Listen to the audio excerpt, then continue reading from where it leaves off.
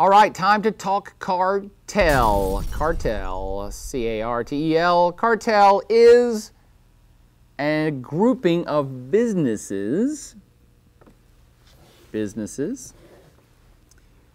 with the effort or the aim of working together to either fix prices, fix supply, or both.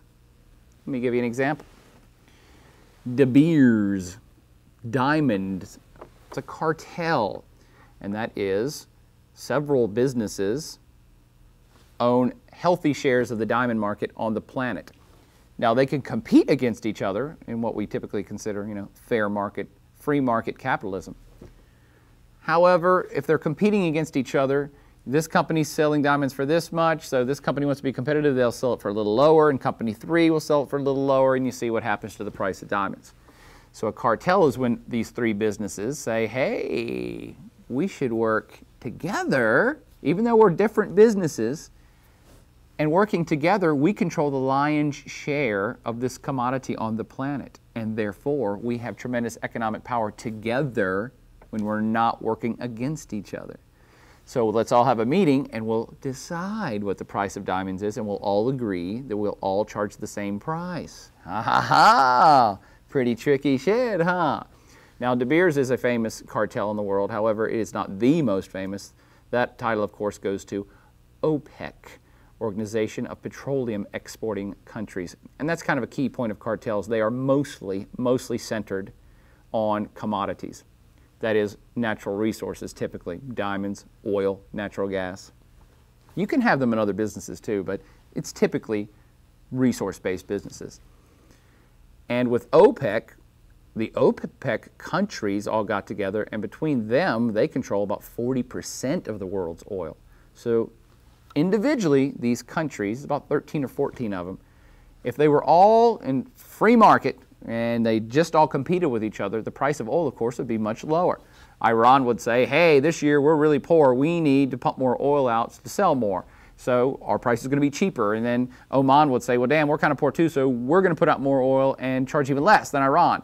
And then Saudi Arabia might say, well, we're going to charge even less. And then Venezuela will say, well, we're poorer than all you saps, so we got to charge less. You see how that works?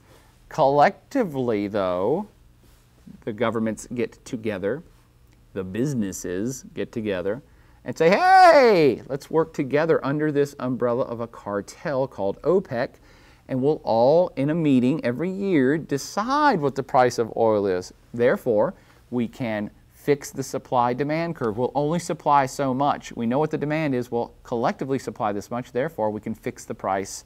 We all make more money, and it stabilizes the market. That is the theory.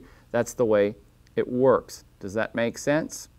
Now, there's something called a monopoly that this cartel business sounds dangerously close to, but what I want you to understand is the cartel is multiple businesses or governments, separate, that work together to price fix and supply fix. You're saying, hey, wait a minute, Plaid Avenger. You just said that a cartel was a group of businesses that colluded together to price fix. That's true. In the case of OPEC, the oil in those countries is a nationalized business. That is, the Saudi Arabian government owns and controls the oil of Saudi Arabia as a business. The government of Iran owns and controls the oil of Iran as a business. So in that sense, they are business entities that can make the decision to form this cartel together. Does that make sense? The United States can never be part of this cartel because the United States does not control, the United States government does not control and run the oil industry.